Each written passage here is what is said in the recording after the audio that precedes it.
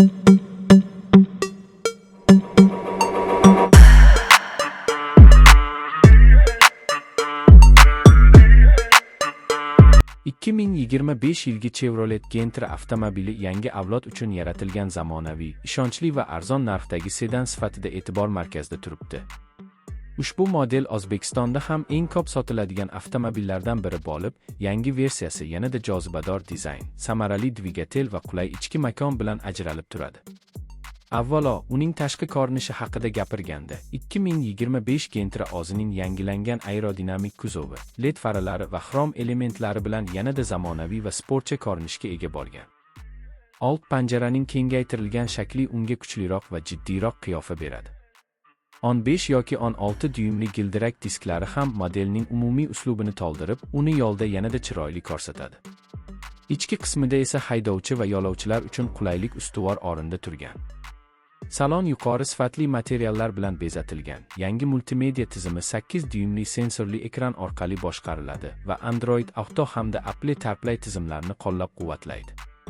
Orqa o'rindiqlarda joy keng, bu esa oilaviy sayohatlar uchun ayni muddao. Konditsioner tizimi, elektr oynalar, markaziy qulf va kruz nazorat kabi funksiyalar endi standart sifatida taqdim etilgan.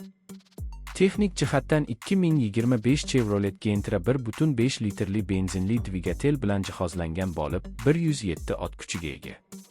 Bu dvigatel avtomobilga iqtisodiy va barqaror haydash imkonini beradi.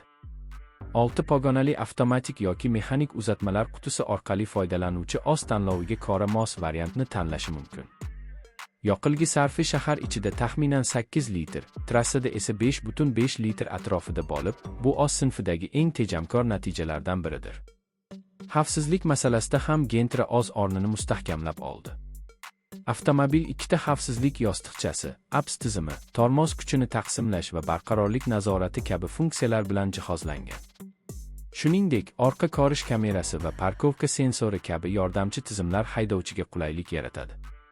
2025 yilgi Gentra o'zining past texnik xizmat ko'rsatish narxi, ishonchliligi va ehtiyot qismlarining mavjudligi bilan ham ajralib turadi.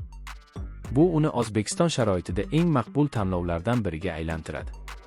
U shahar haydovchilari uchun qulay, uzoq masofalarga esa ishonchli hamrohdir.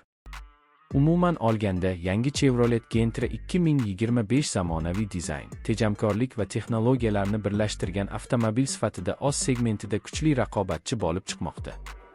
U ham haydovchi, ham yo'lovchi uchun qulaylik, xavfsizlik va ishonchlilikni ta'minlaydi.